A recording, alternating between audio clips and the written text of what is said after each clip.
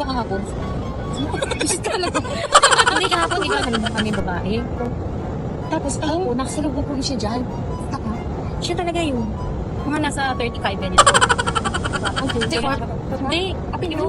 Oh, pero makakita mo siya nakita. Diyan, sa labas na naman. Dito? Oo. So, sa uwi lang kanya. Sabi niya, naamoy niya daw ako. Naamoy niya daw ako, may lahi daw kaming aso. Kalukuha mo, nananakot ka na naman eh. Ramdam niya daw, amoy niya daw, na yung mga lahi niya. Ramdaman po, talaga sa dumugo na kalahi niya. Sabi niya gano'n. Tapos sabi niya, may lahi tayong aso. Tapos sabi niya, di ba ghost mode ngayon? Tapos sa mundo kami, natakot ako. Tapos sabi niya, kapain mo itong likod ko, meron daw siyang bukod. Kinapa ako, may bukod nga. Tingnan mo yung sa'yo, meron dito. Kinapa ako, meron dito. Sino? Seryoso. Tingnan mo nila. Dito, sa may banda kasi. Dito ba? Dito ba? Dito. Dito banda dito, matakot nga ako, meron nila. Tama.